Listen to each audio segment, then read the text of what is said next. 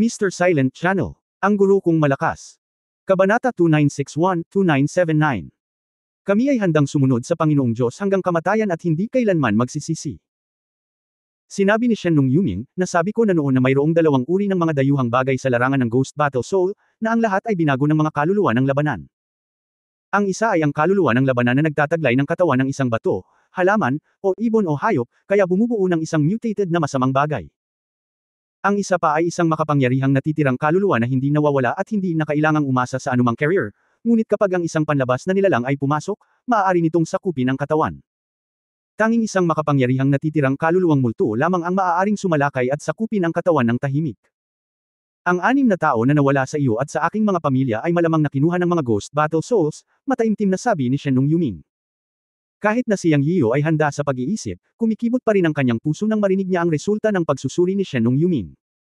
Pagkatapos na kunin ng Ghost Battle Soul, mawawala ba kaagad ang iyong kamalayan sa sarili? Napaisip siya sandali at nagtanong.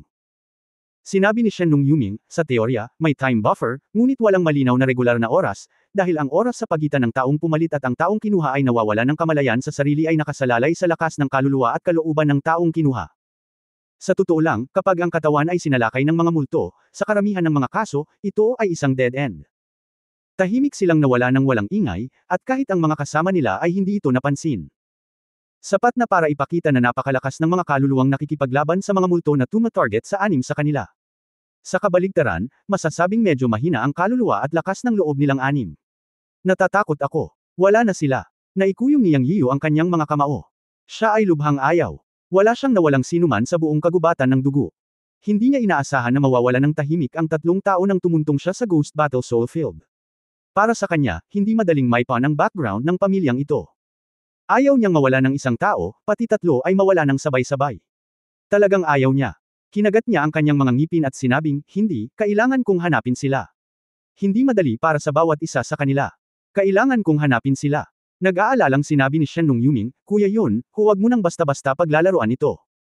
Kung haharapin natin ang ghost fighting spirit ng direkta, kaya pa rin natin itong harapin, ngunit ang problema ngayon ay wala tayong nakikita, at hindi mo alam kung saan ito mahahanap.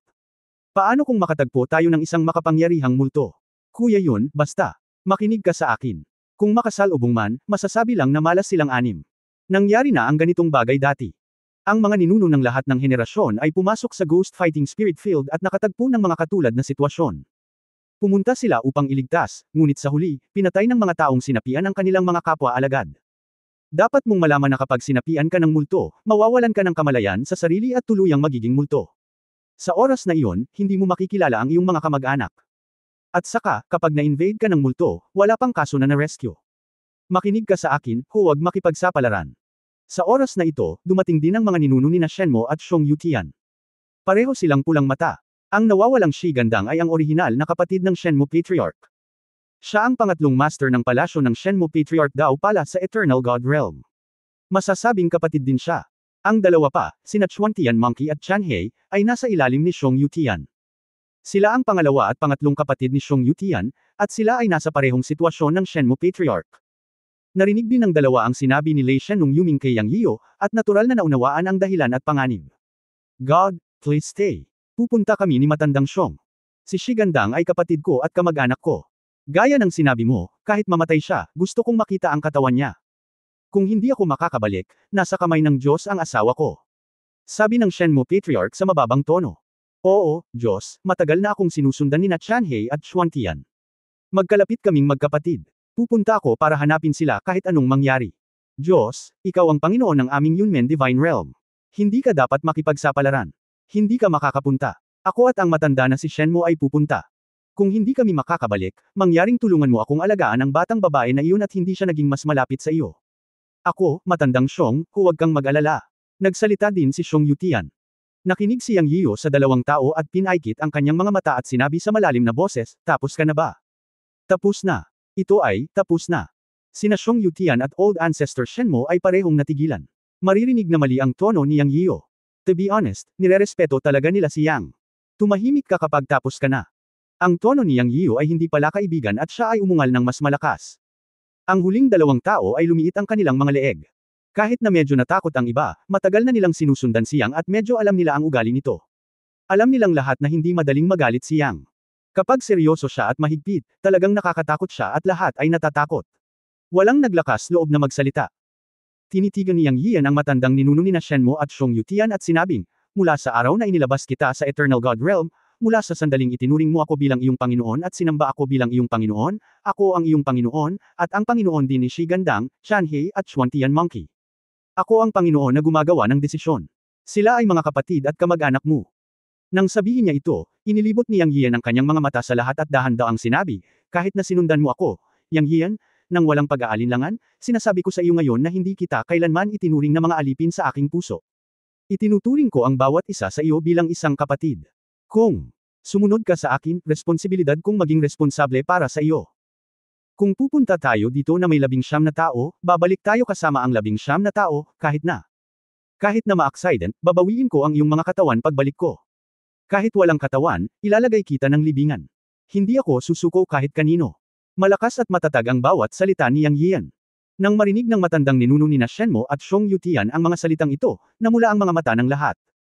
Lahat sila ay mga Diyos. Bagamat hinahangad nila ang mahusay na paraan ay ethereal at boring. Bilang karagdagan sa paraan, may iba pang magagandang bagay sa kalsadang ito na hindi nakakabagot. Ang mga salita ni Yang Yian ay nagpakilos sa lahat.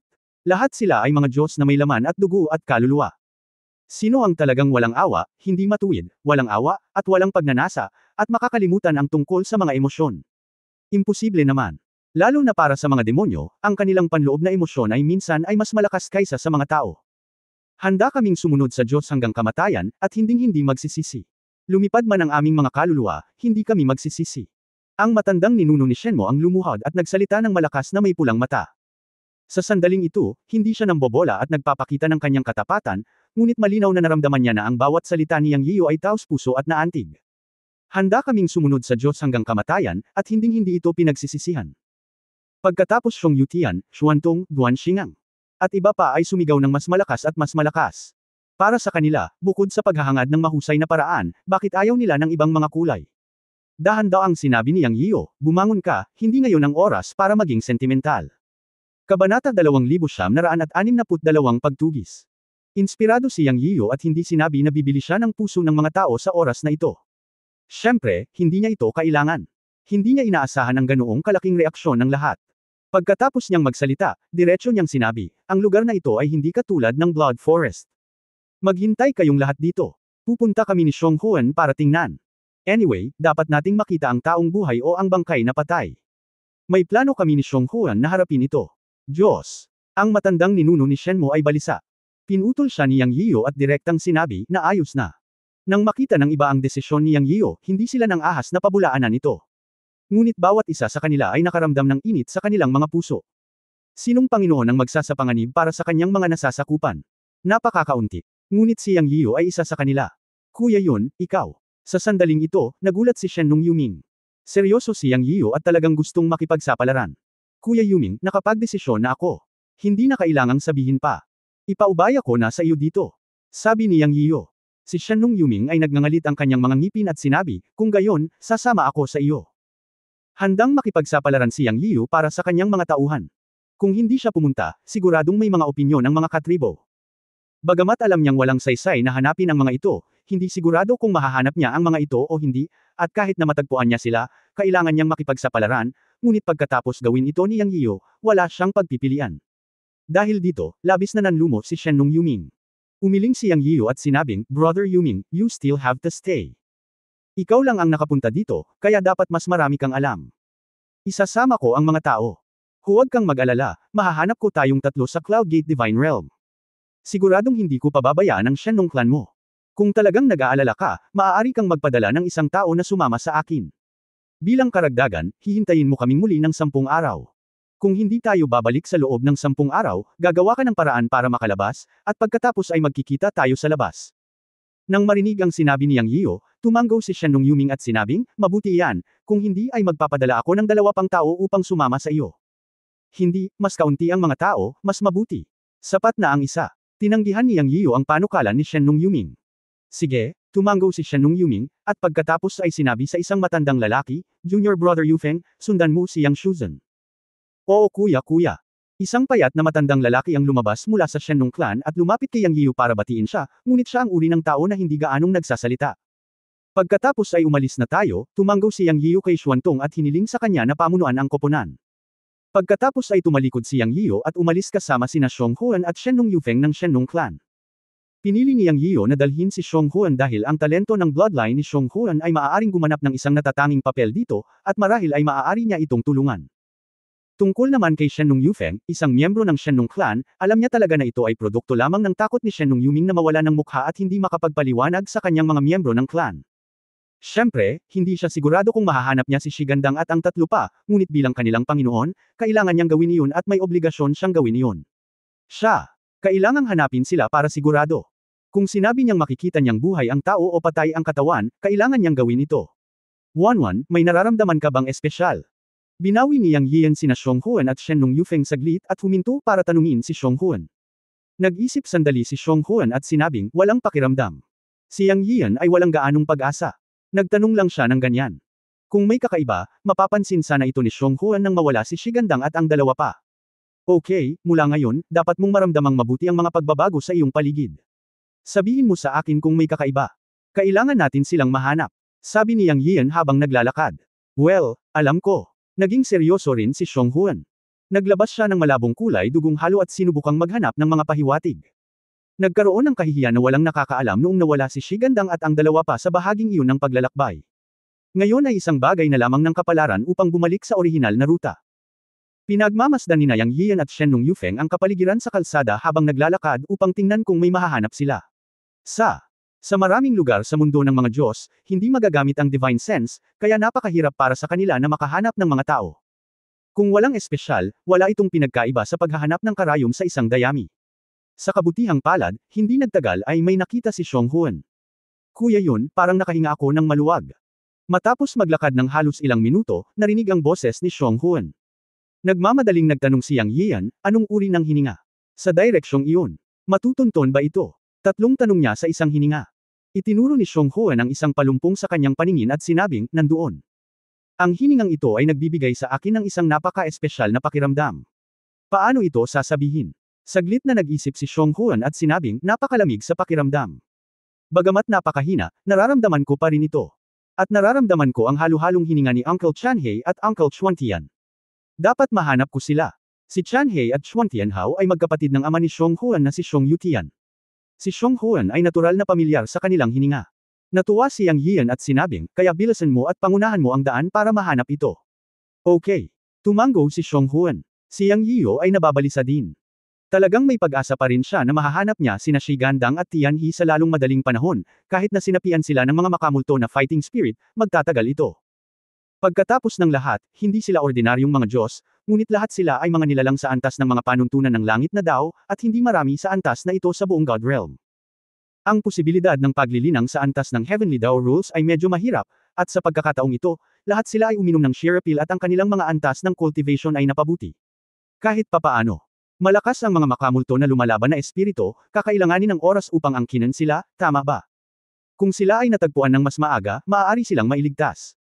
Ang pagkawala ng tatlong subordinate ng Heavenly Dao Rules ng sabay-sabay ay isang patak ng dugo para kay Yang Yiu.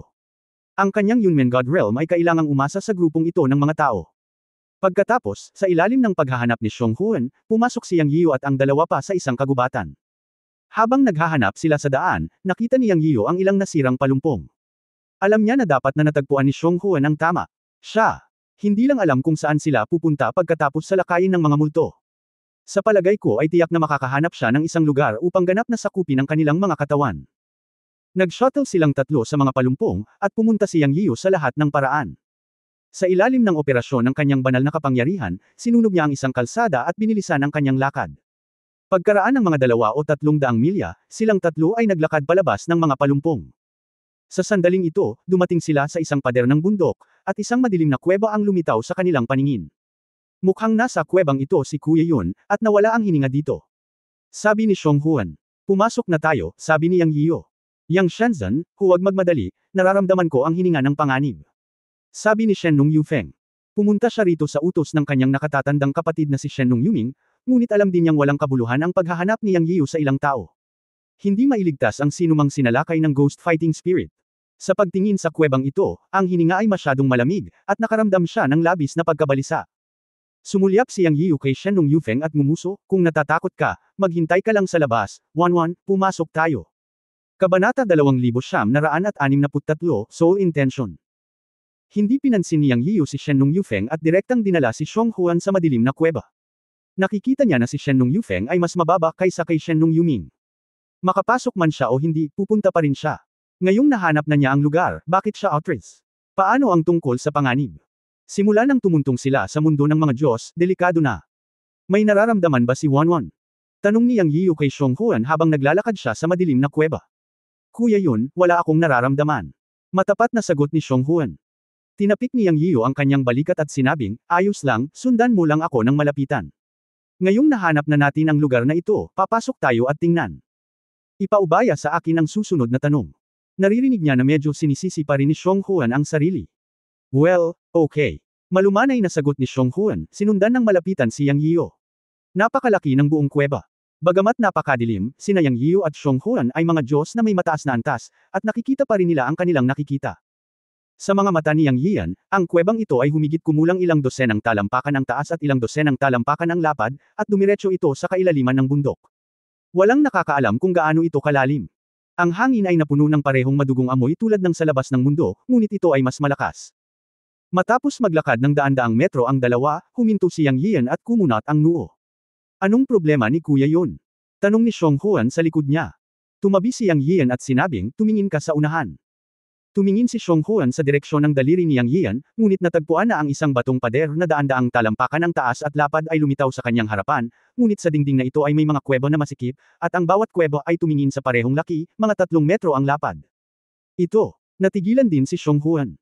Sa dami ng lumilitaw na kuweba, paano ko pipiliin kung alin ang papasukin? Ito ay isang multiple choice na tanong. Pakiramdam ito at tingnan kung mayroong anumang kuweba na naiiba.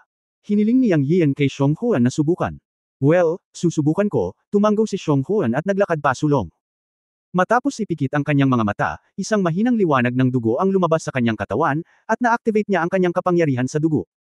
Pagkaraan ng ilang sandali, nawala ang halo sa katawan ni Xiong Huan, at sinabi niya sa medyo frustrated na tono, Brother Yun, wala akong maramdaman.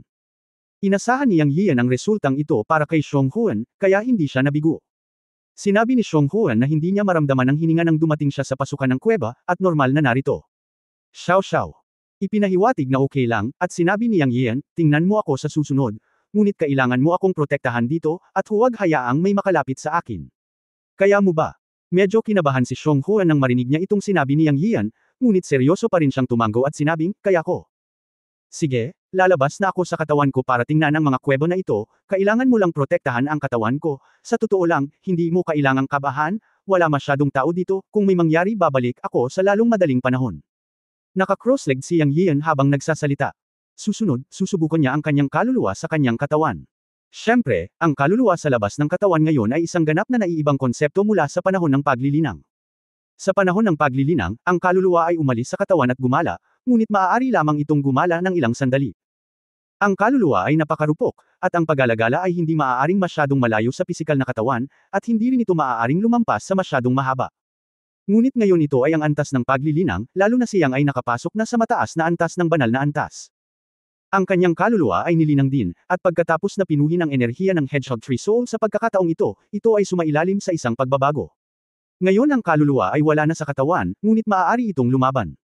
Kapag ang kaluluwa ay malakas sa isang tiyak na lawak, ito ay isang malayang pag-iral. Kahit na walang pisikal na katawan, ito ay isang walang kamatayang pag-iral. Hindi mahalaga kung gaano katagal o malayo sa pisikal na katawan. Bukod dito, ang kanyang pisikal na katawan ay ngayon ay isang banal na katawan, at ito ay nasa antas ng isang diamante na salamin na katawan. Hindi na kailangang matakot sa kaluluwa, at ito rin ay immortal. Ngunit muli, nililinang niya ang loob at labas, at ang kombinasyon ng pisikal na katawan at kaluluwa ang pinaka-perpekto at makapangyarihan. Ang dahilan kung bakit niya sinabi kay Xiong Huan ay dahil ayaw niyang may mangyari sa pisikal na katawan. Mas mabuting sabihin na ang kaluluwa ang umaalis sa katawan kaysa sabihin na ang kaluluwa ang umaalis sa katawan. Ang dahilan kung bakit pinili niyang iwanan ang kanyang kaluluwa ay dahil, pagkatapos ng kanyang huling pag-urong, natuklasan niya na ang kanyang estado ng kaluluwa ay may katulad na kakayahang makakita gamit ang kanyang espiritual na pakiramdam, na higit na mas malakas kaysa sa espiritual na kahulugan, kaya mas tumpak na tawagan itong kamalayan ng kaluluwa. Sa pagharap sa sitwasyong ito ang pinakamabilis, pinakatumpak at pinakaligtas na gamitin ang kanyang kaluluwa upang makita pagkatapos umalis ang kanyang kaluluwa sa kanyang katawan. Nasubukan na niya ito noon, at nang lumitaw ang kanyang soul consciousness, kahit si Duan Xingang at iba pang mga tao na may ikalimang antas ng Heavenly Dao Rules ay hindi siya mahanap. Kaya ngayon ay iniiwan niya ang kanyang kaluluwa upang makita, kahit na may mga multo na lumalaban na espiritu sa mga kuwebang ito, hindi siya natatakot na matuklasan. Kahit na natuklasan ang kanyang makapangyarihang kaluluwa, hindi siya natatakot sa anuman. Agad na umupo si Yang Yiyo na naka-cross-legged, at pagkatapos ng pag-iisip, umalis ang kanyang kaluluwa sa kanyang katawan. Wanwan, pupunta ako. Sabi niya kay Xionghuan. Kuya Yun, mag-ingat ka. Sabi ni Xionghuan habang nakatingin sa kaluluwa ni Yang Yiyo na naglalabas ng gintong liwanag. Ang kaluluwa ni Yang Yiyo ay nagniningning ng ginintoang liwanag, at gusto niyang makita ito ni Xionghuan. Kung ayaw niya, natural niyang mapipigil ang kanyang hininga, at pagkatapos ay magiging mahirap para kay Xionghuan na makita ang kanyang estado ng kaluluwa. Swoosh! Ang kaluluwa ni Yang Yiyo ay naging isang gintong liwanag, random na pumili ng isang kuwebo na papasukin, at nawala sa isang iglap. Ungol, aw! Sa sandaling pumasok siya sa kuweba, nakarinig si Yang Yiyo ng dagandong, umiling at ngumiti sa kanyang puso, alam niyang nagngangalit si Xionghuan. Ang babaeng ito ay nagbigay ng malaking kahalagahan sa pagprotekta sa pisikal na katawan ni Yang Yiyo, kaya natural na hindi siya nang ahas na pabayaan ito. Pagkaalis ng kaluluwa ni Yang Yiyo, diretso siyang nagngangalit at naging isang blood bear na mahigit 3 metro ang taas, na nakakatakot pa rin gaya ng dati. Ngunit ang kanyang aura ay lubhang marahas at makapangyarihan. Nagbabantay siya sa harap ng pisikal na katawan ni Yang Yiyo, ang buong katawan niya ay tense. Sa sandaling ito, pagkatapos pumasok ni Yang Yiyo sa isa sa mga kuweba, nalaman niya na tulad ng nahulaan niya, ang hindi mabilang na mga kuweba sa pader na bato ay pinagsama-sama sa loob. Sa estado ng kanyang kaluluwa, naglakbay siya ng 12-dosenang milya sa isang pag-iisip, at natagpuan ang napakasalimuot na daanan sa loob na parang sapot ng gagamba. Kung siya at si Xionghuan Lian ay hahanapin isa-isa ng hindi gumagamit ng espiritual na kamalayan, hindi pa banggitin kung maliligaw sila sa parang maze na kuweba, kahit na hindi sila mawala, sa oras na matagpuan nila si Shigan at ang iba pa, huli na ang lahat. Buti na lang at nasa soul state siya at may malay siya. Kahit na ito ay isang maze, maaari niyang suriin ito ng malinaw sa loob ng ilang minuto gamit ang kanyang kaluluwa. Siya, hindi nagpatuloy sa paglalakad, ngunit nakatayo sa parehong lugar. Sa isang buzz, kumalat ang kamalayan ni Yang Yiyan at napuno ang bawat daanan sa yungib. At napakabilis nito na halos kasing bilis ng maabot ng kanyang isip. Wala pang 10 paghinga, nabigla ang kanyang kaluluwa, at nakita niya na sa medyo saradong espasyo, 6 na tao ang lumitaw, bawat isa ay nakaupo na nakakross ang paa sa lupa sa kakaibang tindig, na may malalim na pulang ilaw ng dugo sa buong katawan. At nakaramdam siya ng malamig na hininga sa kanyang isipan. Nang sumulpot siya sa espasyong ito, pakiramdam niya ay may kung ano siyang tinatitigan sa isang iglap. Hindi na siya nang ahas na manatili pa, at agad na umatras ang kanyang isip, bumalik ang kanyang kaluluwa, at sa sumunod na sandali ay bumalik siya sa kanyang katawan, idinilat ang kanyang mga mata at nagsabi, Wanwan, sumunod ka sa akin, natagpuan ko sila. Kabanata 2964 na pagbili ng oras. Ang nerbiyos ni Xionghuan ay tensyonado pa rin. Hindi niya inaasahan na babalik si Yang Yiyo ng ganoon kaga. Whoosh, hindi naman. Hanggang sa nagmamadaling lumabas si Yang Yiyo na siya ay nag-react at nagmadali. Matapos mahanap ni Yang Yiyo ang kinaroroonan ni Shigandang at ng iba pang 6 na tao, dumiretso siya sa destinasyon. Naramdaman na lang niya ang isang malakas na kapangyarihan ng kaluluwa na dumampi sa kanya. Bagamat nagulat siya, hindi siya matatakot sa entablado sa oras na ito. Siya, kailangan pang pumunta. Hindi niya alam kung hanggang saan naposes si Shigandang at ang 6 na iba pa. Makakabalik kaya sila. Sa anumang kaso, kailangan niyang subukan. Ang kapangyarihan ng kaluluwa ng Ghost War ay nasa kapangyarihan ng kaluluwa, at ang kanyang kaluluwa ay hindi masama. Malalaman mo kung pupunta ka at susubukan. Napakalaki ng mundo na mayroong lahat ng uri ng kababalaghan.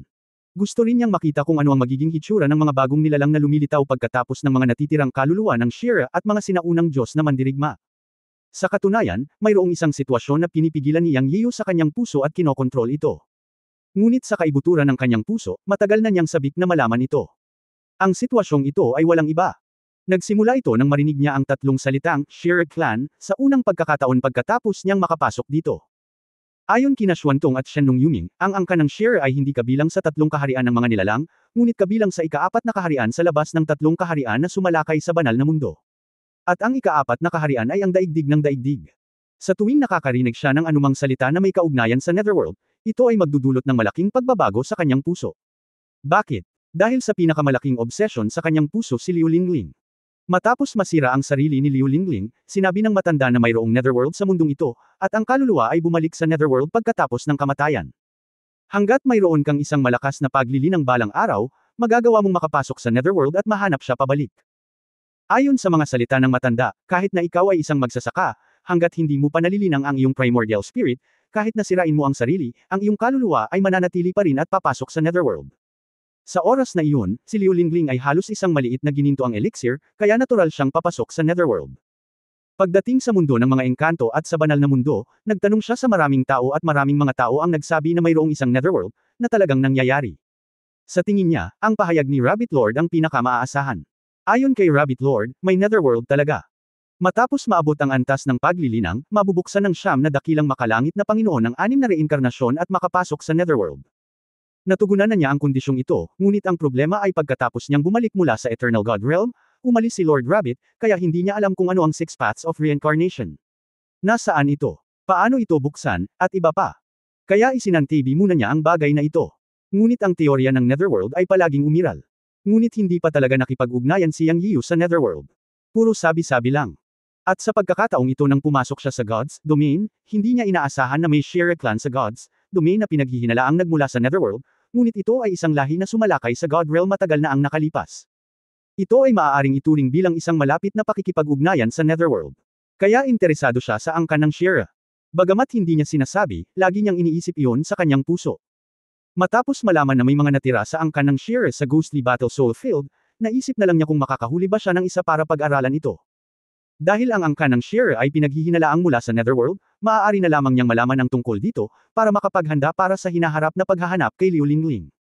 Kung ikukumpara sa sinabi ni Shen Nung Yuming tungkol sa pagkuha ng Soul Crystal, wala siyang pakialam. Nang magkaroon siya ng ganitong ideya, nawala si Shi Gandang at iba pa. Walang duda na siya ay sinalakay at sinapian ng mga multo ng Ghost Battle Soul Field. Ngayon ay diretsyo na lang siya. Kahit anong mangyari, kailangan niyang harapin ang mga multo dito. Iyon lang naman ang gusto niya. Ang mahiwagang kaluluwang multo ay isang bagong mutant na nilalang. Sa simula ng pagpasok sa Ghost Battle Soul Field, hindi pa niya ito nakita, ngunit kinuha nito ang 6 sa kanila ng hindi alam, na sapat na upang ipakita kung gaano kakaiba ang bagay na ito.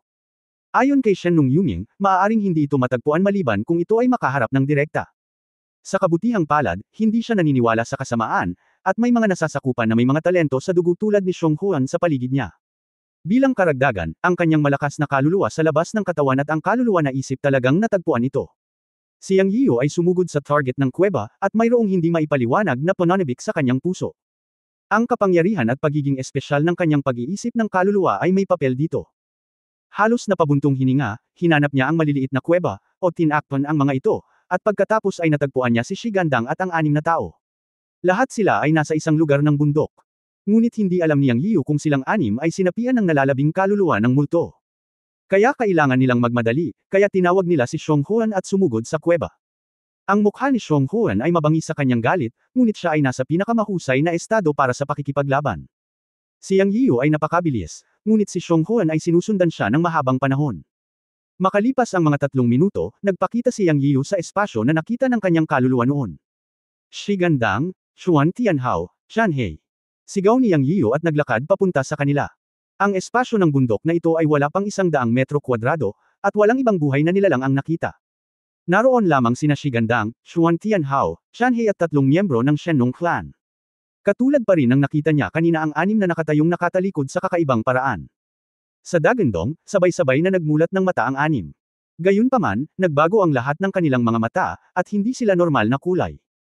Lahat sila ay pulang mata ng kuneho, sobrang pula, at kahit itim. Sa susunod na sandal, sabay-sabay na tumayo silang 6, sunod-sunod na pumila, at tinitigan siya. Sa ganoong sandali, pakiramdam ni Yang Yiu ay hindi natural ang lahat. Napaka-uncomfortable kapag nakatitig ka. Sa mga mata nilang 6, nakakasigurado siya na maaaring wala sila sa mga sandaling ito. Siyempre, hindi tiyak kung makakabawi sila. Ngunit naisip ni Yang Yiu na kahit na gustong sakupin ng mga multo at mga labi ang kanilang mga katawan, kakailanganin nila ng panahon para makipaglaban sa kanilang 6. Pipigilan nila ang kanilang mga kaluluwa o ganap na lalamunan ang kanilang mga kaluluwa. Kung ito ang huli, wala nang pag-asa. Kaya nabalisa si Yang Yiu. Xiong Huan, halika, humanap ng paraan para masupol at makontrol sila. Habang nakikipag-usap kay Xiong Huan, sinunggaban siya ni Yang Yiu. Umuungol. Si Xiong Huan ay umungal at naging isang natitirang anino. Napakasimple ng ideya ni Yang Yiu. Kinokontrol niya ang mga ito at sinuri ang dagat ng kanilang kamalayan upang makita kung naroon pa rin ang kanilang mga primordial spirit. Kung nandoon pa ang kanilang mga primordial spirit, maliligtas pa rin sila. Kung ang kanilang mga primordial spirit ay nawala, tiyak na sila ay sinapian at nilamon. Sa oras na iyon, papatayin niya ang mga natitirang kaluluwang multo at ipaghihiganti sila. Boom! Sinampal ni Yang Yiyo at dumiretso sa Shigandang. Halos maubos niya lahat ng lakas niya. Kasabay nito, sina Chanhei at Xuan Tianhao sa kabilang panig ay sabay na umatake sa kanya, at si Xiong Huan sa sobrang galit na kalagayan ay napakabangis din. Direkta siyang sumugod sa 3 tao ng Shenlong clan. Ang dalawa sa kanila ay isa laban sa 3. Nang magkabanggaan ang magkabilang panig, nagkaroon ng dagandong ng pagkawatak. Naramdaman ni Yang Yiyo ang isang malakas na enerhiya ng dugo, tulad ng dagat ng dugo at mga bangkay na sumusugod sa kanya, na tumama sa kanyang palad. Kabanata 2965 Isang dugong tao. Matapos ang hampas ng palad, natigilan si Yang Yiyan. Dahil wala siyang naramdaman sa katawan niya, nanlamig na lang siya. Iniisip lang niya kung papel ba itong tigre. Paanong wala siyang maramdaman sa ganoong kalakas na pag-atake? Sa sandaling naisip niya ito, biglang nagbago ang kanyang mukha sa susunod na sandali, at nalaman niyang 3 malamig na agos ng hangin ang patungo sa kanyang dagat ng pag-iisip. Saka lang siya nag-react. Ito ay hindi isang papel na tigre, ngunit ang pag-atake ay hindi isang problema ng banal na kapangyarihan sa lahat, ngunit isang direktang pag-atake ng kaluluwa. Normal na isipin ito. Ito ay orihinal na isang multo na lumalaban na kaluluwa, at hindi ito isang paglilinang ng kapangyarihan ng mahika. Naturally, ito ay ang pag-atake ng kaluluwa na pinakamahusay. Nagulat si Yang Yiyan sa una, ngunit pagkatapos ay hindi siya masyadong kinakabahan. Siya ay handa sa kanyang puso, at kahit na ito ay ang kapangyarihan ng 3 pag-atake ng kaluluwa, nadama niya na ang kanyang malakas na kapangyarihan ng kaluluwa ay sapat na upang harapin ito. Sa isang pag-iisip sa kanyang isipan, ang kaluluwa ay sumabog sa ginintoang liwanag, at nahaharap sa 3 puwersa ng liwanag ng dugo na sumugod sa dagat ng isip, bigla siyang sumampal. Sa isang putok, ang 3 ilaw ng dugo ay direktang nabasag ng kaluluwa ni Yang Yiyan. Yun lang. Bumulong siyang matapos sirain ang 3 ilaw ng dugo, o ang kapangyarihan mula sa makamulto na fighting spirit. Sa isang saglit, muli siyang umatake, sa pagkakataong ito ay direktang nag-aalok ng Chaos Bell. Dong! Isang malamyos na kampana ang tumunog. Ang Chaos Bell sa kamay ni Yang Yiyan ay kumikinang ng maliwanag, tumataas sa hangin, at binalot si Shigandang at ang dalawa pa. Sa katunayan, sa sandaling ito, si Shigandang at ang 3 pa ay hindi na ang kanilang mga sarili, ngunit mga papot pagkatapos na sapian ng mga multo. Ang dapat gawin ni Yang Yiyan ay sugpuin sila at pagkatapos ay simulan upang ayusin ang sitwasyon. Ang Chaos Bell ay isang kayamanan ng pinakayang at ang pinakamatigas. Nakaharap sa mahalagang bagay na yin ng makamulto na lumalaban na espiritu, mayroon itong natural na kalamangan sa pagpigil. Sa isang iglap, sa isang dagandong, si Shigandang at ang 3 pa ay nabalot dito. Ang mga handsil ni Yang Yiyan ay sunod-sunod na tumama sa Chaos Bell, at ang siyam na inscription ay lumiwanag at sunod-sunod na gumana, na pinigilan si Shigandang at ang 3 pang nasa loob nito. Umuungol. Isang dagandong ang tumunog. Tumingin si Yang Yiyan sa kabilang panig at nakita si Xiong Huan na umuungal, na medyo masakit. Ay hindi. Bumilis ang tibok ng puso ni Yang Yiyan at nagmadali siyang tumulong. Naalala niya na si Xiong Huan ay malakas sa dugo, ngunit mahina sa espiritu at kapangyarihan ng mahika. Malinaw na natalo siya sa pakikipaglaban sa 3 tao ng Shenlong clan. Siyempre, ang 3 tao ng Shenlong clan ay kontrolado din ng Ghost War Spirit. Naghahanap ng kamatayan. Sumugod si Yang Yiyan at sinuntok ang isa sa mga tribo ng Shenlong clan. Boom! Lumipad pa atras ang lalaki na may kasamang suntok. Umuungol. Sa oras na ito, ang malakas na berserker na katawan ni Xiong Huan ay kumislap ng dugo, at sinampal niya ang isang tao gamit ang isang palad. Ang huli ay itinumba ng 2 taong magkasama, at hindi siya makabangon. Wanwan, kamusta ka? Tanong ni Yang Yiyan. Kuya yun, ayos lang ako. Tumango si Xiong Huan. Okay, selyuhan mo silang 3. Habang nagsasalita si Yang Yiyan, iwinagayway niya ang kanyang kamay at hinagis ang 3 tao ng Shenlong clan, at nagsanay ng pagbubuklod kay Xiong Huan. Pagkatapos ay sumugod siya sa chaos. Kung ikukumpara sa 3 Shenlong, natural niyang iniligtas muna ang sarili niyang mga tao. Ang 3 Shigandang na pinigilan ng Chaos Bell ay kumalma na. Ito ay kakaibang sabihin. Maging ang 3 Shenlong kanina lang, matapos silang tamaan ng malakas ni Xiong Huan, lahat sila ay naging mulata at hindi tumutugon. Ganoon din ang nangyari pagkatapos napigilan ang 3 Shigandang sa Chaos Bell. Ito ay walang problema, hindi na kailangang ihagis. Ang susunod na hakbang ay dumiretso sa kanilang malalim na dagat upang suriin ang sitwasyon. Ito ay isang nakakalito na bagay. Dahil ang dagat ng mga Diyos ay kung saan naninirahan ang Yuanshen, at ang Yuanshen ay kung saan naroon ang kamalayan. Kung may problema sa Yuanshen, mamamatay ang tao. Ngunit walang paraan. Kung gusto niyang iligtas ang mga tao, kailangan niyang pumasok sa dagat ng mga Diyos. Ang pagpasok sa dagat ng mga Diyos ay ang pangalawang larangan ng digmaan, at ito ay hindi maliit. Kung tutuusin, haharapin niya ang kaluluwang lumalaban sa multo. Ang kakanyahan ng kaluluwang lumalaban sa multo ay ang estado ng kaluluwa. Sa isang dagat ng mga Diyos na nasa ilalim pa rin ng kanyang mga kamay, pagkatapos ng mapanirang kapangyarihan ay malaki, kahit nabuhay pa ang Yuan Shen ng tatlong Shigandang, sila ay mawawasak. Kahit na mailigtas si Shigandang at ang dalawa pa, malubha silang masusugatan. Magiging mahirap para sa magkabilang panig. Ang makamulto na espiritong lumalaban ay maaaring gawin ang anumang nais nito sa dagat ng mga Diyos. Siyempre, personal thoughts lang niya ito ngayon. Hindi alam kung nandoon pa rin ang mga kaluluwa ni Shigandang at ng dalawa pa. Kung sila ay naasimilasyon ng multo na nakikipaglaban na espiritu, kung gayon ang lahat ay magiging walang kabuluhan. 1-1, pinuprotektahan mo ang batas, pupunta ako sa dagat ng mga Diyos nila para tingnan. Inutusan niyang Yiyu si Xionghuan. Okay, tumango si Xionghuan. Iniwan ng kaluluwa ang katawan.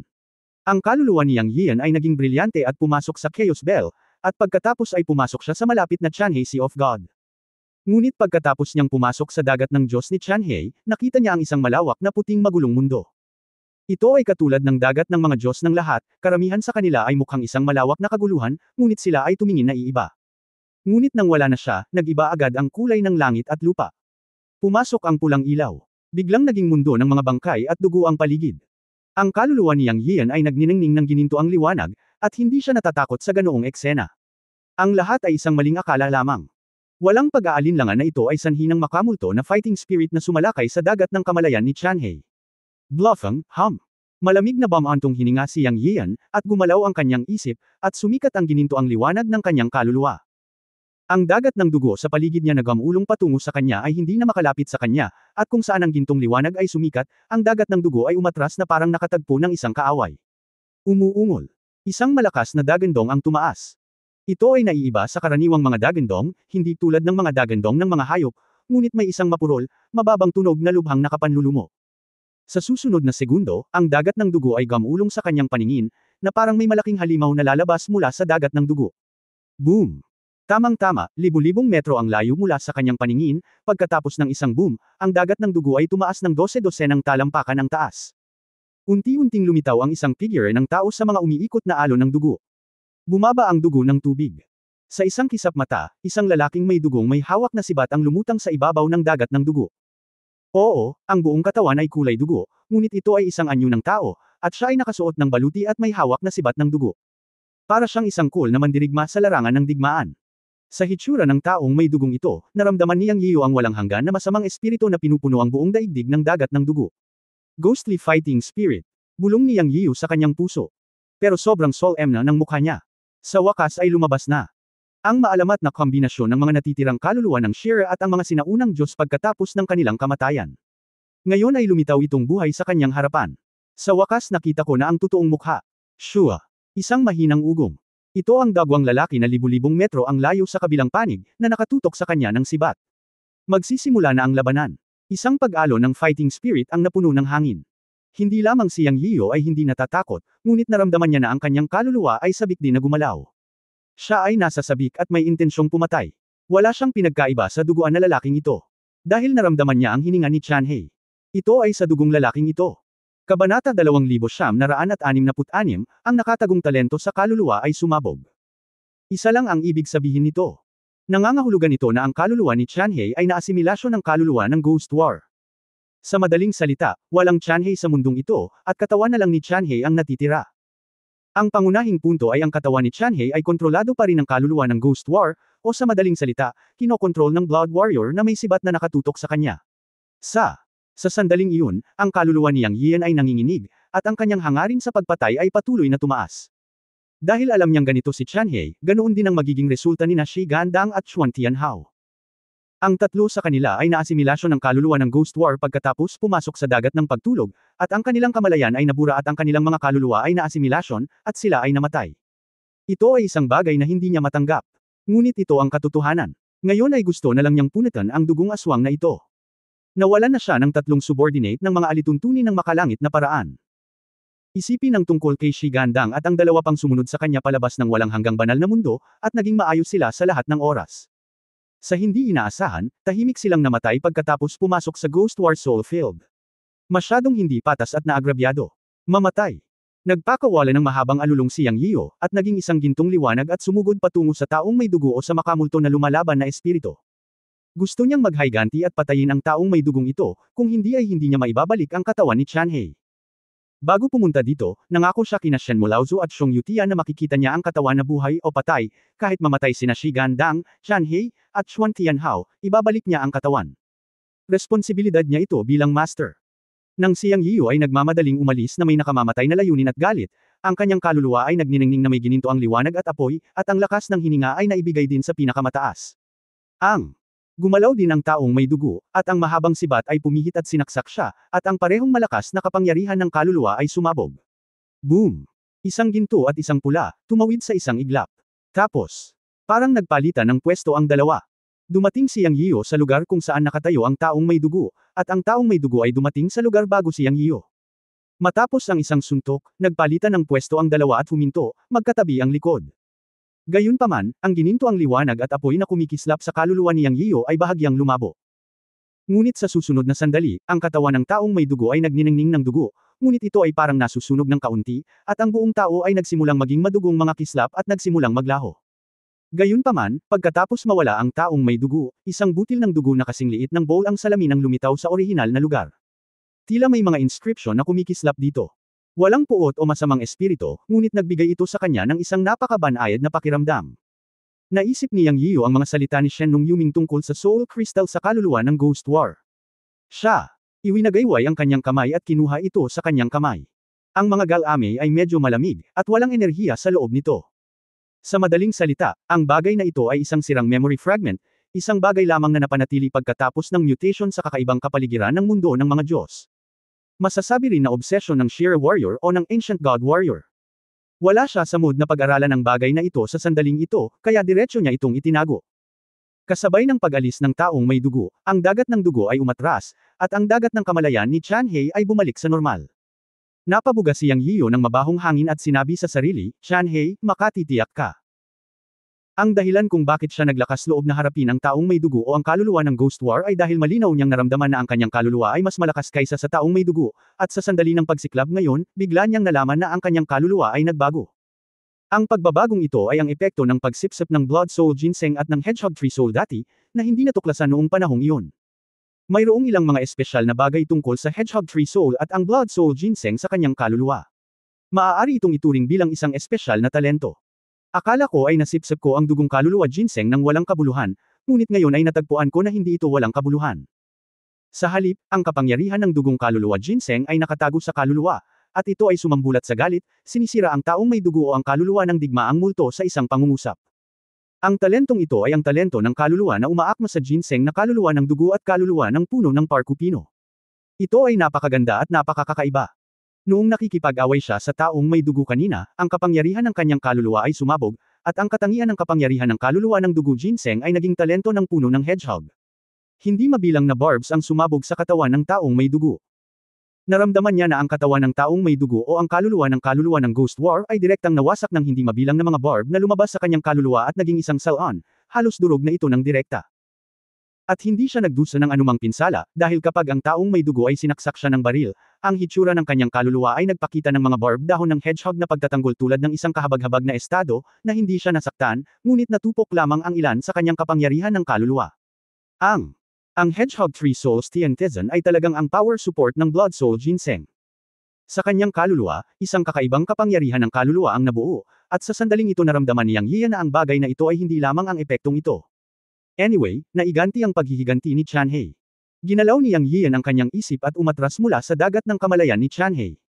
Kasabay nito, ang dagat ng kamalayan ni Chanhei ay gumuho. Ito ay sa loob ng kanyang inaasahan. Pagkatapos ng lahat, ang kamalayan ng kaluluwa ni Chanhei ay wala na, at ang kanyang dagat ng kamalayan ay natural na mawawala. Ngayon ay bangkay na lang si Chanhei. Tama nga, nang siya ay lumabas, ang bangkay ng Sky Crane ay kumikislap at naging orihinal na katawan nito, ang Flying Crane. Bumantong hininga siyang Yiyu, at tumingin kina Shi Gandang at Xuan Tianhao na pinigilan ng Chaos Bell na may layuning pumatay. Dahil ang kanilang mga kaluluwa ay sinaktan ng mga multo na lumalaban na espiritu, isa-isa siyang papasok sa kanilang dagat ng pag-iisip upang patayin ang mga multo na lumalaban na espiritu, at hayaan silang mamatay ng mapayapa. Bagamat malungkot, walang paraan siyang Yiyu para iligtas sila. Nawasak ang kamalayan ng kaluluwa, kahit na kumilos ang banal na Dao, wala itong silbi.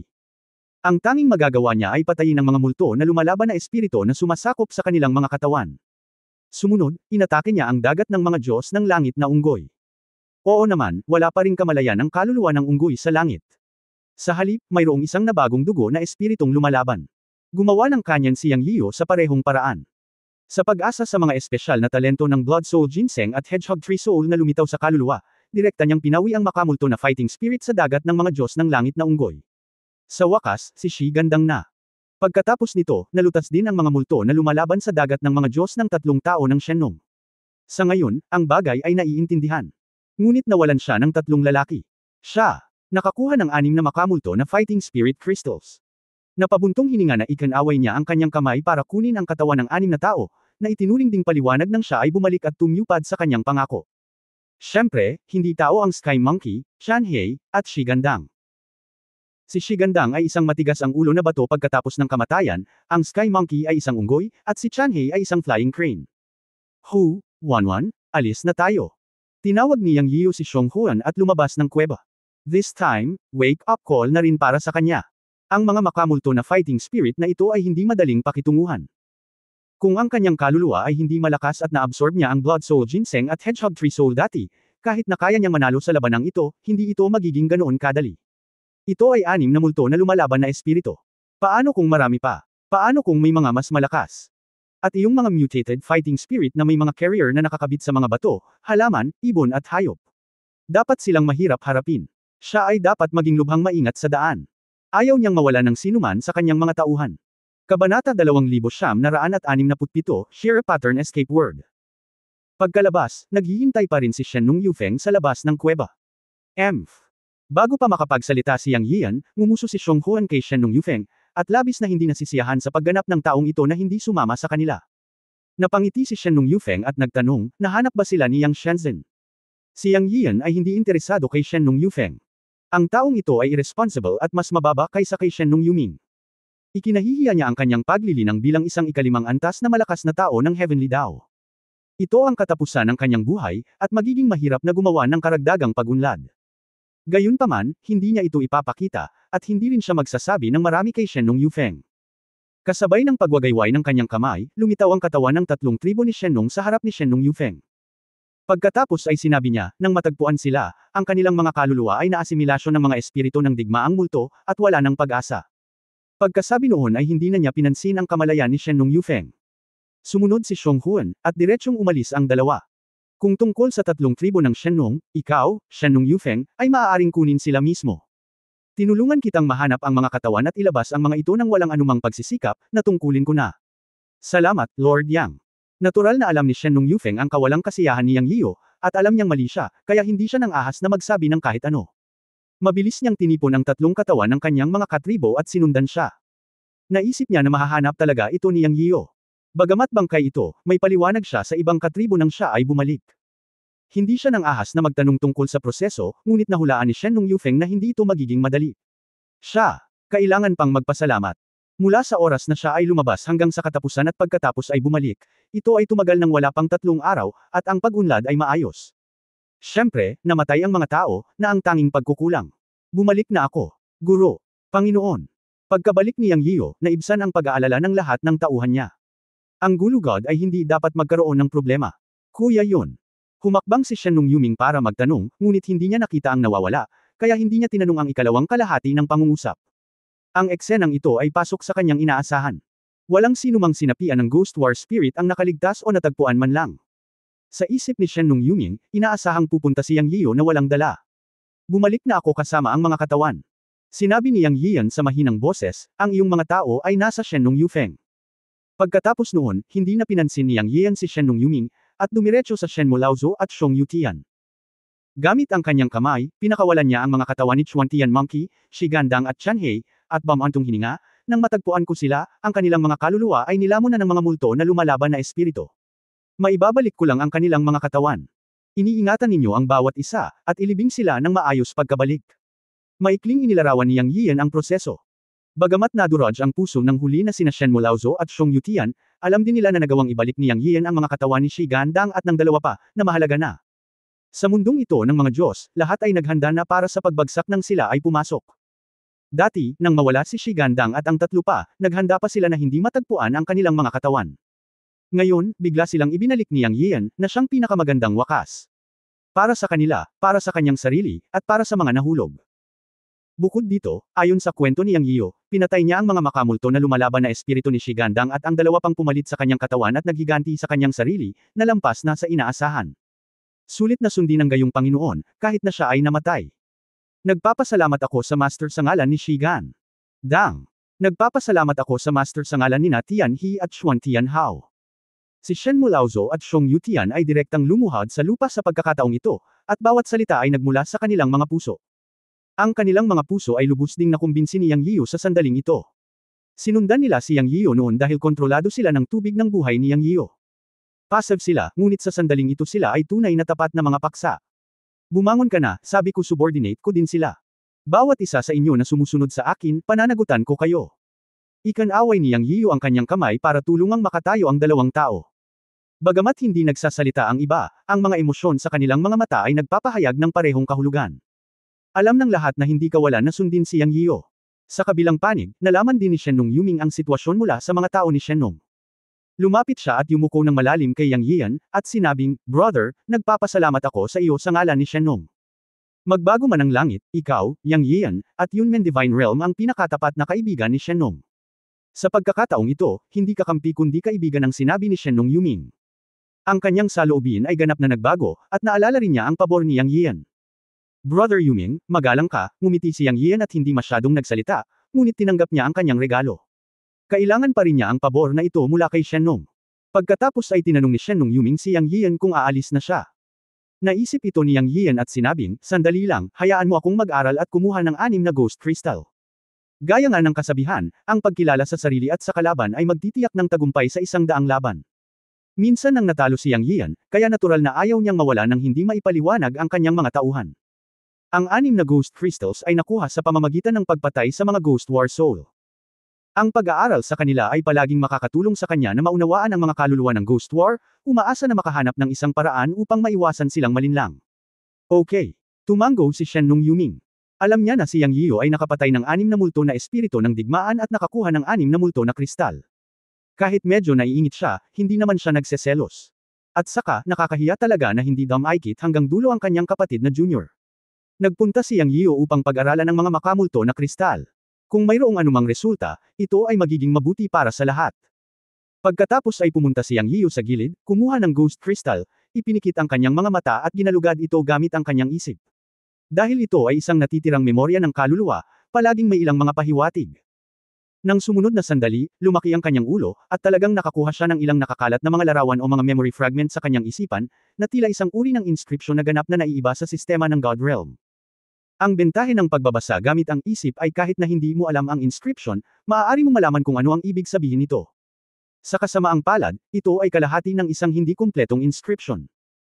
Ilang beses niyang binasa ang inscription ito at nagpatuloy sa pagbibigay kahulugan sa susunod na Ghost Crystal. Nang mabigyang kahulugan ang lahat ng 6 na Ghost Battle Soul Crystal, sa wakas ay nakatuklas si Yang Yiyo. O nakakuha siya ng 6 na hindi kumpletong inscription. Lahat sila ay medyo magkatulad. Ginalaw-galaw niya ang kanyang isip at tila kaya niyang pagsamahin ang mga ito. Siya. Nagsimulang mga tuwiran at umunlad sa kanyang isipan, at sa wakas ay pinagsama niya ang 6 na hindi kumpletong inscription sa 3 kumpletong inscription. Matapos ang 3 inscription ito ay medyo natural, naisip niyang kumpleto na ang mga ito. Siyempre, hindi niya alam kung kumpleto ba talaga sila o hindi. Ang bagay na ito ay kailangang subukan. Paano ito tikman? Gamitin ang dugo bilang tinta at ang kapangyarihan ng kaluluwa bilang panulat upang isulat ito. Matapos buksan ang kanyang mga mata, isang patak ng dugo ang lumitaw mula sa kaibuturan ng daliri ni Yang Yiyo. Sa isang pag-iisip, ang dugo ay damaloy at direktang inukit sa isang bato sa lupa. Sa wakas, isinulat niya ang unang kumpletong inscription. Medyo kamukha ito ng sinaunang lumilipad na pattern ng bulaklak. Tinawag niya itong pattern ng Shira. Nang ito ay makumplito, ang inscription ay sumabog sa napakatalino na liwanag ng dugo, ngunit ito ay kumislap. Kasabay nito, alam ni Yang Yiyo na ang inscription ito ay binibigkas bilang pagtakas. Kabanata 2968, Counterattack pagkatapos tretuhin bilang parehong uri. Bagamat matagumpay na inukit ni Yang Yian ang pattern ng Shira at alam na ito ay isang salita para sa pagtakas. May mga pagkukulang din. Ibig sabihin, hindi niya alam kung para saan iyon. Sobrang nakakahiya. May dalawa pa, at agad na inukit ni Yang Yian ang mga ito ng isa-isa, gamit ang dugo bilang tinta at ang kapangyarihan ng kaluluwa bilang panulat. Sila ang dalawang salitang, siya, at ding. Maaari niyang isulat ang mga ito at malaman kung ano ang ibig sabihin ng tatlong pattern ng Shira, ngunit hindi niya alam kung para saan ang mga iyon. Siyempre, hindi ito ganap na walang silbi. Kahit papaano ay sigurado si Yang Yian sa isang bagay, iyon ay, pagkatapos na maukit ang tatlong pattern ng Shira, lumitaw ang parehong aura, at ang aura na ito ay kapareho ng aura ng kaluluwa ng Ghost War. Kaya't dumating si Yang Yian sa conclusion na maaari niyang gayahin ang aura ng kaluluwa ng Ghost War. Hindi ba ito nangangahulugan na maaari niyang gayahin ang parehong uri? Siyempre, ito ay kanyang sariling haka-haka. Ngunit mas mabuti na magkaroon nito kaysa wala. Kaya nagpasya siyang magsulat ng pattern ng Shira sa lahat, at tingnan kung magiging kapakipakinabang ito sa oras na iyon. Kung ito ay kapakipakinabang, kung gayon hindi siya sasalakayin at aatakihin ang kaluluwa ng Ghost War nang walang dahilan. Kahit walang kwenta, di bale, katulad pa rin ng dati. Wala rin namang nasaktan. Sa sandaling sinabi niya ito, hiniling ni Yang Yiu sa lahat na pumila at nagsimulang magsulat ng mga pattern ng Shira sa kanyang mga tauhan. Sumulat lamang ng isa sa bawat tao, dahil ang pagsulat ng isang aura ay kapareho ng pagsulat ng tatlong aura. Hindi na kailangang isulat ang lahat ng mga ito. Bagamat hindi ito ang orihinal na diwa at dugo, ito rin ay dugo. Matapos magsulat ang lahat ng kanyang mga tauhan, lumapit din si Shen Nongyuming at tinanong si Yang Yiu kung maaari niyang sabihin sa kanya ang tungkol sa tatlong pattern ng Shira, at isusulat niya ito sa mga tauhan ni Shen Nong. Sinabi sa kanya ni Yang Yiu nang walang pag-aalinlangan. Bilang resulta, nang sinubukan ni Shen Nongyuming, nabigo siya. Sa huli, isinulat ni Yang Yiu ang mga pattern ng Shira sa lahat ng mga tao ng pamilya ni Shen Nong upang baguhin ang kanilang mga aura at maiwasan ang mga ito na salakayin ng mga multo at fighting spirit. Kung bakit nabigo si Shen Nongyuming na isulat ang pattern ng Shira, at kung bakit ang nakasulat ay walang aura ng kaluluwa ng Ghost War, hindi ito dahil itinago ito ni Yang Yian ng pribado at hindi siya tinuruan, ngunit dahil ito ay mga lihim na pamamaraan na hindi niya pananggahasang magsalita. Tiningnan ni Yang Yian ang Ghost Crystal gamit ang kanyang kaluluwang pag-iisip, tulad ng pamana. Pumasok sa isip niya ang hindi kumpletong pattern ng Shira sa Ghost Crystal. Ito ay isang uri ng marka. Ang ipinasa ay hindi lamang ang hitsura kundi pati na rin ang masining na paglilihi. Kaya matagumpay itong naisulat ni Yang Yian, ngunit hindi niya ito maisulat nang ipasa niya ito kay Shen Nongyuming. Ang bagay na ito ay pamana, na maaari lamang maunawaan ngunit hindi maipaliwanag. Kung gusto mo talagang magkaroon nito, kailangan mong patayin ang kaluluwa ng Ghost War sa cabinet para makuha ito. Ngunit gaano kadaling pumatay ng mga multo? At saka, hindi mo ito makukuha dahil lang sa gusto mo. Naunawaan din ito ni Shen Nongyuming, at hindi siya nag-alinlangan na itinago ito ni Yang Yian ng pribado. Siyempre, kahit na itago ito ni Yang Yian ng pribado, ito ay normal. Pagkatapos ng lahat, ito ay isang bagay na nakuha ni Yang Yian sa kanyang sarili at walang kinalaman sa iba. Sige, alis na tayo. Sinabi ni Yang Yian matapos ang paglalarawan ng Shen Nong clan. Maraming salamat, yumuko si Shen Nongyuming. Hindi, salamat, hindi ko alam kung gagana ang bagay na ito. Casual na ibinaba ni Yang Yiu ang kanyang kamay. Naglakad ang dalawa at nag-usap, ngunit seryosong sinabi ni Shen Nongyuming, talagang gagana ito. Nag-ukit din si Yang Yiu ng pattern ng Shira sa kanyang katawan. Naramdaman ni Shen Nongyuming na ang pattern ng Shira na inukit ni Yang Yiu ay naglalabas ng malamig at masamang enerhiya. Ito ay hindi lamang isang pattern ng Shira, ngunit iniisip ni Shen Nongyuming na ito ay isang uri ng lihim na pamamaraan. Ngunit ano ang epekto nito, kahit si Yang Yiu mismo ay hindi alam. Nagtungo muli ang grupo sa kailaliman ng Ghost Battle Soul Field. Sa mga salita ni Shen Nongyuming, nasa gilid na sila ng Ghost Battle Soul Field, at kailangan nilang lumalim. Ang kalaliman ng Ghost Battle Soul Field ay tinatawag na Shira Field, na siyang pangunahing labanan sa pagitan ng mga tunay na mandirigmang Shira at ng mga sinaunang Diyos. Mayroong nalalabi ng mga fragment ng kayamanan at iba pang mga kayamanan doon, at sa tuwing bubuksan ang God's Domain, lahat ay susugod doon upang kunin ang mga leaks. Ang ilang mga kayamanan ay espiritual at maaaring umiral magpakailanman. Kahit na lumipas ang oras ng mahabang panahon, sa huli ay lalabas din sila. Matapos baligtarin ang domain ng mga Diyos, hindi mabilang na mga kayamanan ang inilibing. Yung mga nakatadhana. Makuha ang mga ito ay makakakuha ng mga ito. Siyempre, sa kaibuturan ng Ghostly Battle Soul Field, natural na mas maraming alien na nilalang, tulad ng Ghostly Battle Soul, at mga bagong species na matagal nang na-mutate pagkatapos kunin ang katawan. Ang lugar kung nasaan sila ngayon ay may mga bundok at mga halaman, at iba pa, dahil ito ay nasa gilid lamang. Pagkatapos ng mahabang panahon ng sedimentation, ito ay lumago. Ngunit sa Shira Field na malalim sa Ghostly Battle Soul Field, walang tumutubo na damo, at ang tanawin ng pagguho ng langit at pagcrack ng lupa. Matapos ang hindi mabilang na taon, wala pa ring pagbabago. Ang oras ay tila naruroon pa rin, at maging ang mga batas ng kalawakan ay magulo at pa rin. Ito ay isang mapanganib na lugar, ngunit isa ring mahiwagang lugar.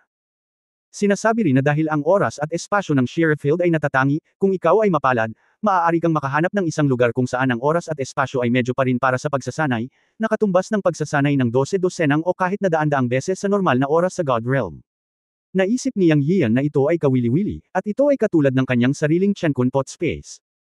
Ang kaibahan ay ang kanyang Chenkunpot ay isang pribadong espasyo, hindi angkop para sa masyadong maraming tao upang malaman, at medyo sarado.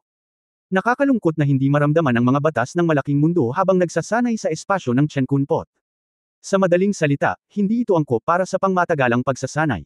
Gayunpaman, ang Shira Field na inilarawan ni Shen Nung Yuming ay isang lugar na angkop para sa paglilinang ng mga Diyos. Habang naglalakad siya, sinabi ni Yang Yian, kung may ganoong lugar, kailangan mo kaming dalhin doon. Mapait na ngumiti si Shen Nung Yuming at sinabing, ang ganoong uri ng lugar kung saan medyo pa rin ang oras at espasyo ay hindi pa rin naayos, at walang malinaw na palatandaan para mahanap ito. Masasabi lang na depende ito sa swerte. Noong nakaraan, naisip ko na ang aking nakatatandang kapatid sa angkan ay hindi sinasadyang nakapasok, ngunit sa kasamaang palad isa sa aking mga nakatatandang kapatid ang namatay doon, at ako ay pinaalis sa ganoong kalagayan ng aking nakatatandang kapatid sa panganib. Nang sabihin niya ito, medyo nalungkot si Shen Nung Yuming. Narinig ni Yang Yian ang kahulugan ng kabilang panig, ngunit wala siyang pakialam kung malungkot siya o hindi, at direktang sinabi, ano? Mula sa sinabi mo, pagkatapos ay mahahanap natin ang lugar at may mga panganib pa rin. Tumango si Shen Nung Yuming at sinabing, oo, maraming mutated evil creatures sa Shira Field, na teritoryo ng mga masasamang nilalang na iyon. Dapat pamilyar sila sa kanilang teritoryo at malayang nakakapasok at nakakalabas. Nakatagpo kami ng kapatid ko ng isang makapangyarihang blood beast pagkatapos makapasok. Malas din. Nakinig si Yang Yian at naisip na totoo nga. Umiling-iling at ngumiti ng mapait, mukhang akala ko simple lang. Naglakad at nag-usap ang dalawang amo. Ang mga nasasakupan ng magkabilang panig ay lubos na nakatuon at nagmamasid sa paligid. Sa halimbawa ni Shi Gandang at ng iba pa, lahat ay lubhang maingat. Sa isang tiyak na sandali, si Xuantong, na naglalakad sa dulo, ay biglang sumigaw, mag-ingat. Sumigaw siya, at tumigil sina Yang Yian at Shen Nung Yuming, na nangunguna sa harapan. Manood ka sa harap, pupunta ako at tingnan, paliwanag ni Yang Yian kay Shen Nung Yuming, at tumabi kay Xuantong. Anong mali? Direkta niyang tinanong si Xuantong. Diyos ko, narinig ko ulit ang parehong tunog. Sabi ni Xuantong na may seryosong mukha. Kinaikit ni Yang Yiu ang kanyang mga mata at sinabing, pumunta ka sa harap, susunod ako sa likod. Ang pagkawala ni Shi Gandang at ng iba pa ay bunga ng marinig ang kaluskos na iyon, at sila ay nawala ng tahimik. Ito ay nagpapakita na ang isang Ghost War spirit ay lumitaw. Noong nakaraan, nawala si Shi Gandang, na naglalakad sa dulo ng grupo. This time gusto na niyang makita. Siya ay handang personal na suportahan ang likuran. Diyos ko, bakit hindi ko gawin? Sabi ni Xuantong. Hindi mahalaga, mayroon akong paraan upang harapin ito, pumunta ka, sabi ni Yang Yiu. Pagkatapos ay lumipat siya kay Xuantong at naglakad sa dulo. Sa patuloy na pagsulong, sadyang inilalayo ni Yang Yiu ang kanyang sarili sa mga taong nasa harapan. Kung may isa pang Ghost War spirit, papatayin niya ito sa isang salita. Galit na galit siya matapos mawala ang tatlong lalaki. Ang dahilan kung bakit siya naglakas loob na gawin ito ay dahil ang kanyang Yuan Shen ay makapangyarihan, at mayroon siyang mahiwagang kapangyarihan ng Blood Soul Ginseng at ang Hedgehog Tree Soul sa kanyang Yuan Shen, para makaya niya ito. Swish! Hindi nagtagal pagkatapos niyang maglakad, may narinig siyang kalusko sa likod niya, at katulad ng dati. Sa pagkakataong ito ay handa na siyang muli, hindi man lang natatakot. Siya! Nais ding subukan kung ano ang magiging reaksyon ng pattern ng Shira na nakaukit sa kanyang katawan, at kung gagana ito. Swish! Ang tunog ay palapit ng palapit, at ang kapangyarihan ng kaluluwa ni Yang Yiu ay nakaimbak at handa nang umalis. Bigla siyang nakaramdam ng lamig mula sa likuran. Alam ni Yang Yiu na darating ito, at sa oras na ito ay nanatili siyang kalmado at naghintay, para lang makita kung gagana ang tatlong pattern ng Shira na nakaukit sa kanyang likod. Sa sandaling ito, malinaw niyang naramdaman na ang tatlong pattern ng Shira sa kanyang likod ay naglalabas ng dugo at masasamang espiritu, at ang liwanag ng dugo ay sumikat. Ngunit hindi ito parang isang pag-atake, ngunit parang isang uri ng magnetic field induction. Bilang resulta, ang lamig sa likod niya ay nagsimulang maglaho. Sa sandaling ito, sa wakas ay makumpirma ni Yang Yiu na ang pattern ng Shira ay maaaring gayahin ang hininga ng multo na lumalaban na espiritu. Kapag lumalapit ang isang makamulto na espiritong lumalaban, ang pattern ng Shira ay naglalabas ng parehong uri ng dugo at iba pa, na gagawing mapagkakamalang isipin ng paparating na espiritong lumalaban na ito ay ang parehong uri at pag-urong. Pero paano niya ito hinayaan? Nang maramdaman niyang malapit ng hamupa ang ginaw sa likuran niya, sumampal siya ng hindi nag-iisip. Ang palad na ito ay sinamahan ng kapangyarihan ng kaluluwa. Sa sandaling lumingon siya, nakita niyang isa nga itong lalaking duguan na mahigit 3 metro ang taas, eksaktong kapareho ng nakita niya sa dagat ng mga Diyos ni Shigan noon, nakasuot ng baluti at may hawak na sibat. Boom! Umuungol. Sa pamamagitan ng isang hampas ng palad, ang multo na lumalaban na espiritu na napagkamala na isa sa kanya ay direktang tinamaan niya at nagpakawala ng dagandong. At ang buong katawan niya ay nababalot ng ambon ng dugo na parang nagliliyab. Tila likas na naramdaman na ang umaatake sa harap niya ay hindi katulad ng uri. Agad na sinaksak ng baril si Yang Yiyo. Halika! Si Yang Yiyo ay hindi nagmamadali, ngunit muling sumalakay. Sa pagkakataong ito, matapos makumpirma na isa itong makamulto na fighting spirit, direktang umatake siya sa isang nakamamatay na galaw. Sa isang pag-iisip, ang mga barb ng kaluluwa ng Hedgehog Tree ay sumambulat mula sa kanyang kaluluwa, at hindi mabilang na dugo red barbs na may gininto ang barbs ang lahat ay bumaril sa multo na lumalaban na espiritu. Umuungol. Pagkatapos ng isang hiyawan, naging abo ang makamulto na lumalaban na espiritu. Sa susunod na sandali, isang malamulto na kristal ang lumitaw sa parehong lugar. Ikinumpas ni Yang Yiyo ang kanyang kamay at nasa kamay niya ito. Direkta niyang ginamit ang kanyang kaluluwa para makita ito. Oo naman, ito ay katulad ng dati, na may hindi kumpletong mga pattern ng Shira. Kabanata 2969, ang oras at espasyo ng Shira Field ay ibang-iba sa mga nasa labas ng mundo. Matapos patayin ang isang makamulto na kaluluwa ng digmaan, si Yang Yiyan ay may isa pang pattern ng Shira sa kanyang isipan, ngunit sa pagkakataong ito ay nakakita siya ng isang bagay na kawili-wili. Ang mga pattern ng Shira na nakuha mula sa makamulto na mga kaluluwa ng digmaan na sunod-sunod na pinatay ay mukhang kalahating hindi kumpleto, ngunit napag-alaman na maaari silang pagsamahin sa kalooban. Siyempre, nagsimula ang pagtuklas na ito mula sa sandaling ito. Inihambing niya ang pattern ng Shira na nakuha pagkatapos patayin ang makamulto na kaluluwa ng digmaan na ito sa iba pang mga pattern ng Shira, at nalaman na maaari itong pagsamahin sa gusto. Ito ay medyo kawili-wili. Gumalaw ang isipan ni Yang Yiyan, at kinulit niya ito ng casual, at pinagsama ito sa nakaraang pattern ng Shira, at ang resulta ay ang kahulugan ng salitang, hangin. Medyo nagulat siya. Ano ang nangyayari? Maaaring ang mga pattern ng Shira na ito ay orihinal na kalahating hindi kumpleto. Hindi ko maisip ito. Tumigil lang si Yang Yiyan sa pag-iisip tungkol dito at nagpatuloy sa pagsulong. Ngunit pagkaraan ng ilang sandali, si Shannon Yuming, na naglalakad sa unahan, ay lumapit na may pagkamausisa at tinanong si Yang Yiyan kung ano ang nangyayari. Pinatay ni Yang Yiyan ang makamulto na espiritu ng digmaan sa isang kisap mata. Hindi nagtagal, hindi tumigil ang koponan. Narinig na lang ng lahat ang malakas na sigaw ni Yang Yiyan, at pagkatapos ay tapos na ang lahat. Pero alam nilang may nangyari. Dumating si Shannon Yuming upang magtanong tungkol dito. Walang itinago si Yang Yiyan kay Shannon Yuming, at sinabi pa sa kanya na ang mga pattern ng Shira na ito ay maaaring pagsamahin sa kalooban, at gustong marinig ang kanyang opinyon. Pagkatapos makinig kay Yang Yiyan, nag-isip si Shannon Yuming saglit at nagsabi, siguro ito ang sibilisasyon ng tribong Shira. Kung tungkol sa kombinasyon ng mga pattern ng Shira, maaaring lumitaw ang mga salita. Maaaring ito ay isang talaan ng ilang uri ng mahiwagang lihim na pamamaraan, ngunit ngayon ito ay ganap na nag-ambala. Napaisip si Yang Yiyan at tumango, siguro. Subukan mong pagsamahin pa, baka may mahanap ka, sabi ni Shannon Yuming. Iyon lang ang paraan. Sabi ni Yang Yiyan. Gaano man niya sinubukang pagsamahin ang mga pattern ng Shira na ito, walang pagbabago sa anumang kapangyarihan. Sa karamihan, ilang salita na naiintindihan niya ang lumitaw sa kanyang kamalayan. Walang ibang pagbabago. Para sa kanya, hindi nito mapapabuti ang kanyang lakas, kaya wala itong silbi.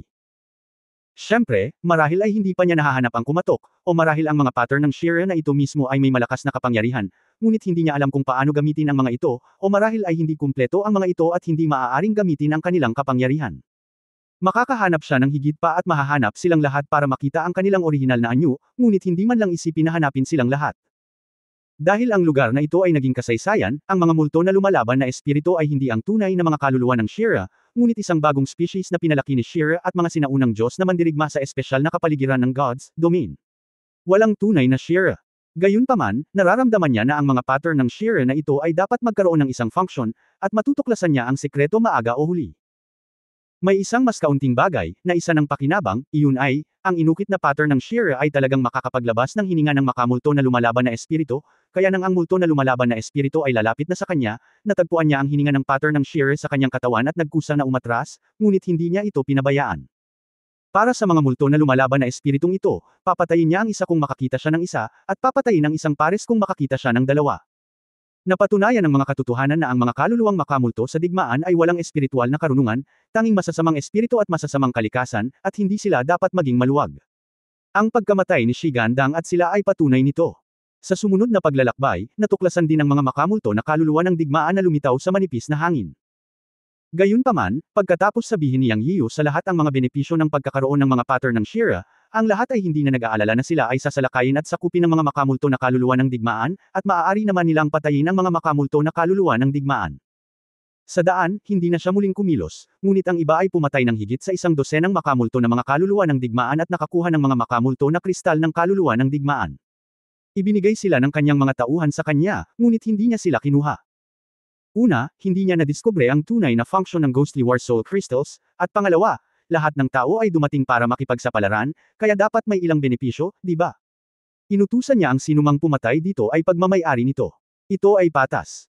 Gaya ng naisip niya, ang mga makamulto na mga kristal ng kaluluwa ng digmaan na pinatay ni Xuantong at ng iba ay mayroon ding mga hindi kumpletong pattern ng Shira, na walang pinagkaiba sa nakuha niya noon. Natuklasan din ng lahat na, bilang karagdagan sa katotohanan na ang mga inukit na pattern ng Shira ay maaaring maglabas ng parehong aura gaya ng makamulto na fighting spirit, maaari rin silang pagsamahin upang bumuo ng ilang mga salita, at walang ibang function. Pagkatapos ang lahat ay nawalan ng interes. Makalipas ang 10 araw. Huminto si Shen Nung Yuming at nagsabi, papasok tayo sa field ng Shira. Sa oras na ito, nalaman din ni Yang Yiyu na naglakad na sila palabas ng bulubunduking kagubatan ng hindi namamalayan. Lalong kumakapal ang ambon ng dugo sa paningin. Bagamat hindi siya masyadong makakita, ang malabong kapaligiran ay 20-30 metro lamang ang kanyang nakikita, ngunit napagmasdan niya mula sa lupa na walang damo, puno, bundok at ilog sa henerasyong ito. Susunod, papasok sila sa totoong lugar ng mabangis na labanan sa multo na Fighting Spirit Field. Lahat, magpahinga muna bago pumasok. Napakalaki ng lugar na ito, at napakagulo ng oras at espasyo sa loob. Posible ang lahat. Kung ikukumpara sa panlabas na lugar kung saan tayo nanggaling, karamihan sa atin ay hinaharas ng ilang low-level na Ghost War Spirit, ngunit sa core area na ito, magkakaroon ng malalakas na high-level na Ghost War Spirit, pati na rin yung mga bagong multo, at mga bato na may muta. Lahat ng nagsasagawa ng mga alituntunin ng langit, mayroon pa ring panganib na mahulog dito sa isang iglap. Mataimtim na sabi ni Shen Nung Yuming. Tumanggaw si Yang Yiyu at sinenyasan si Xuantong at ang iba pa na hayaan ang lahat na magpahinga. Nakatayo din siya sa kinatatayuan, maingat na dinama ang mga pagbabago sa paligid. Tahimik ang lahat sa pagitan ng langit at lupa. Ngunit dahil sa katahimikang ito ay nag-aalala siya. Napaka-abnormal talaga ng lugar na ito. Kuya Yun, pasok ka, sabi ni Shen Nung Yuming pagkatapos ng bahagyang pagwawasto. Okay, tumanggaw si Yang Yiyu, tara na. Nanguna siya at naglakad papunta sa Shira Field, na mas duguan at maulap. Brother Yun, ang Shira Field ay hindi mahuhulaan, mag-ingat. Kung makatagpo ka ng panganib, huwag maging malambot ang puso kung maaari kang pumili. Sa Shira Field, hindi na ito katulad ng dati, paalala ni Shen Nung Yuming sa likod ni Yang Yiyu. Salamat, Kuya Yuming, mag-ingat ka rin. Bagamat sabay na pumasok ang lahat dito, alam nilang dalawa na ang kaguluhan ng oras at espasyo sa Shira Field ay maaaring paghiwalayin sila. Sa sandaling pumasok siya dito, malinaw na naramdaman ni Yang Yiyu na ang lahat sa pagitan ng langit at lupa ay iba. Sa pagbabalik tanaw, nandoon ang lahat. Ngunit naramdaman na lang niya na tila ibang mundo ito. Ngunit nang makitang naroon ang lahat sa likuran niya, walang pagbabago. Natarante siya nito. Mabagal na nagsalita si Shen Nung Yuming, huwag kang magtaka, tama ang iyong pakiramdam. Ang mga tuntunin ng langit at lupa at ang mga batas ng lupa ay nagbago dito. Sinabi ko na ang oras at kalawakan dito ay magulo, ganap na naiiba sa labas ng mundo. Kabanata 2970 lumitaw ang mga tao mula sa Emperor Island. Si Yang Yiyan ay lubos na nagpapasalamat sa paulit-ulit na paliwanag ni Shen Nung Yuming. Tumanggaw siya bilang pasasalamat at maaalala niya iyon. Pagkatapos ay ipinaliwanag din niya si Xuantong at iba pa. Sa sandaling ito, siya at si Shen Nung Yuming ay nag-uusap at naglalakad pasulong, ngunit sa susunod na sandali ay nakita niya ang isang tumpok ng mga buto. Huminto siya at tumingin. Lahat sila ay hindi kumpletong buto. Ang ilan sa kanila ay naglabas ng mahinang liwanag ng dugo, at ang ilan ay puti at kristal. Ipinaliwanag ni Shen Nung Yuming, ang mga belang buto na ito ay ang mga buto ng mga mandirigma ng Shira Clan at ng Ancient God Clan. Umiral sila hanggang ngayon. Siyempre, may iba pang mga nilalang, at mayroon ding mga buto ng makapangyarihang mga Diyos ng mga nakaraang henerasyon na pumasok at nahulog dito. Ang mga buto ng mga Diyos ay hindi nasisira at walang kamatayan, na normal. Pakiramdam niya ay may mahinang pressure pa rin na nagmumula sa mga belang buto na ito. Maraming taon na ang nakalipas, at mayroon pa ring natitirang kapangyarihan, at ito ang uri ng natitirang kapangyarihan ng hininga na napakabangis na ito ay isang mamamatay tao na aura. Imposibleng isipin kung gaano kaunos-lunos ang mga labanan noong panahong iyon, at kung gaano kalakas ang mga mandirigma ng angkan ng Shira at ang mga sinaunang Diyos. Hindi maisip ni Yang Yiyan. Ngunit sa paghusga mula sa mga sirang buto na ito, sapat na upang ipaliwanag ang malaking problema. Ang mga belang buto na ito ay masisilap lamang ang maluwalhating sulok ng sibilisasyon sa paglilinang sa panahon ng Kaitian. Sa ilang sandali, biglang gustong maunawaan ni Yang Yiyan ang maluwalhating sibilisasyon noong panahon ng Kaitian. Pero isipin mo ngayon. Sa katunayan, sinimulan na nila ang paggalugad ng sibilisasyon ng mga Diyos sa panahon ng Kaitian, o isang dialogo. Isang engkwentro sa mahabang ilog ng kasaysayan. Nadama niya na marahil dito, magkakaroon siya ng isang mahusay na pagtuklas. Naramdaman ang mga belang buto sa ilalim ng kanyang mga paa, si Yang Yian ay nagmamadaling lumayo. Hindi siya natatakot, ngunit siya ay nabigla. Ang mga butong ito ay ang mga buto ng mga nauna. Bagamat ayon kay Shen Nongyuming, ang digmaan ng mga Diyos noong panahon ng Kaitian ay ang pagkawasak ng isang sibilisasyong Shinto, kung kaya't ang kanilang kasalukuyang paglilinang at iba pa ay talagang hindi kumpleto. Kahit na, kung ang isang kaharian ng langit ay ilagay sa kasalukuyan, ito ay mahirap, at ang maalamat na panahon ng kaluwalhatian ng mga Diyos sa panahon ng Kaitian, maging ang maalamat na Hanyuan Holy Dao ay lumilipad sa buong kalangitan. Ngunit sa huli, ang kanilang kasalukuyang sibilisasyon sa paglilinang ay minana rin mula sa panahon ng Kaitian. Ito ay hindi kumpleto, at nang maglaon ay isang bagong sistema ng paglilinang ang nakuha at natapos. Kaya namangha siya sa mga butong ito. Maging ang mga buto ng Shire dito ay pareho. Imposibleng sabihin kung alin sa mga butong ito ang mula sa mga sinaunang Diyos at alin ang mula sa angkan ng Shire. Sa paglipas ng mahabang taon, ang mga butong ito ay talagang naging petrified, at wala sa anyo ng tao o hayop. Umuungol. Nang lumilipad ang mga iniisip ni Yang Yiyo. Isang dagandong ang umalangaw sa di kalayuan. Sa kailaliman ng patlang ng Shire, kung saan mas makapal pa ang ambon ng dugo, imposibleng makakita ng 100 metro ang layo, at maging ang paningin ng 30 metro ay malabo.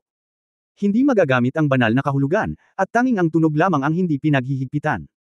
Nagkatinginan sina Yang Yiyo at Shen Nongyuming at sinabing, gusto mo bang pumunta at tingnan? Ito. Nag-alinlangan si Shen Nongyuming. Let's go, no need to hesitate. Mabuti sana kung hindi tayo dumating, pero dahil nandito na tayo, paano tayo makakabalik na walang dala? Ang layunin ay magkaroon ng karanasan at makahanap ng natural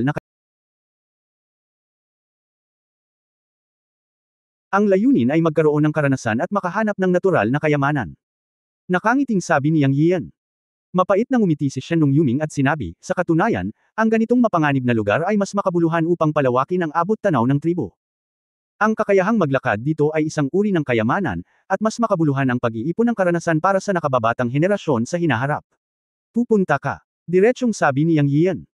Sige, umalis na ang lahat, at hindi naman malaking bagay na manatili tayo rito, pero sabi muna ni Brother Yun Dao, huwag munang makialam kung hindi maganda ang takbo ng mga bagay para sa atin, kung hindi, mas mahirap makakuha ng isang bagay kapag may nangyaring mali.